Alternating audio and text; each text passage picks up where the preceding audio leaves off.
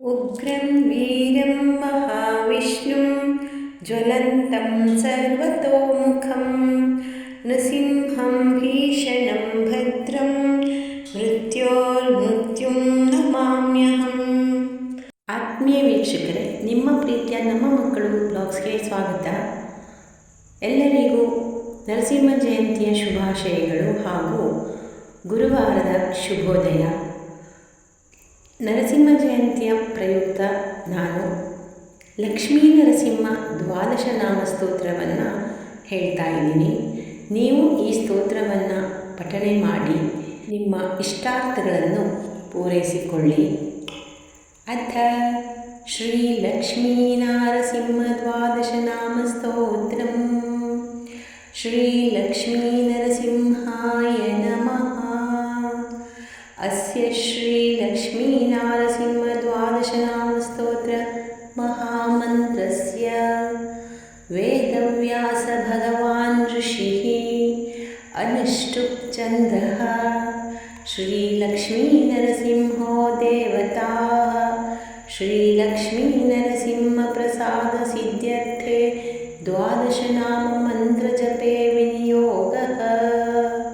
ಪ್ರಥಮಂ ತು ಮಹಾಜ್ವಾಲ, ದ್ವಿತೀಯಂ ತು ಶ್ರೀಕೇಸರಿ, ತೃತೀಯಂ ವಜ್ರದಂಶ್ರಂ ಚ, ಚತುರ್ಥಂ ಚ ವಿಶಾರದಃ, ಪಂಚಮಂ ನಾರಸಿಂಹಂ ಚ, ಷಷ್ಠಃ ಕಶ್ಯಪಮರ್ದನ, ಸಪ್ತಮೋ ರಕ್ಷಹಂತಾ ಚ, ಅಷ್ಟಮಂ ದೇವವಲ್ಲಭಂ, ನವ ಪ್ರಹ್ಲಾದವರದೋ, ದಶಮೋ ಅನಂತಹಸ್ತಕಾಃ, ಏಕಾದಶ ಮಹಾರೌದ್ರೋ, ದ್ವಾದಶಂ ದಾರುಣಂ ತಥಾ. ಏತದ್ವಾದಶ ನಾಮಾನಿ ನೃಸಿಂಹಸ್ಯ ಮಹಾತ್ಮನಃ ಮಂತ್ರರಾಜಮಿತಿ ಜ್ಞೇಯಂ, ಸರ್ವಪಾಪವಿನಾಶನಂ, ಕ್ಷಯಾಪಸ್ಮಾರಕುಷ್ಠಾದಿ ತಾಪಜ್ವರನಿವಾರಣಂ, ರಾಜದ್ವಾರೆ ಮಹಾಘೋರೆ ಸಂಗ್ರಾಮೇ ಚ ಜಲಾಂತರೆ, ಗಿರಿಗಹ್ವರ ಅರಣ್ಯೇ ವ್ಯಾಘ್ರಚೋರ ಸಮಾಗಮೇ, ರಣೇ ಚ ಮರಣೇ ಚೈವ ಯಶೋ ಯಾಂತಿ ಪರಂ ಶುಭಂ, ಶತಮಾವರ್ತಯೇದ್ಯಸ್ತು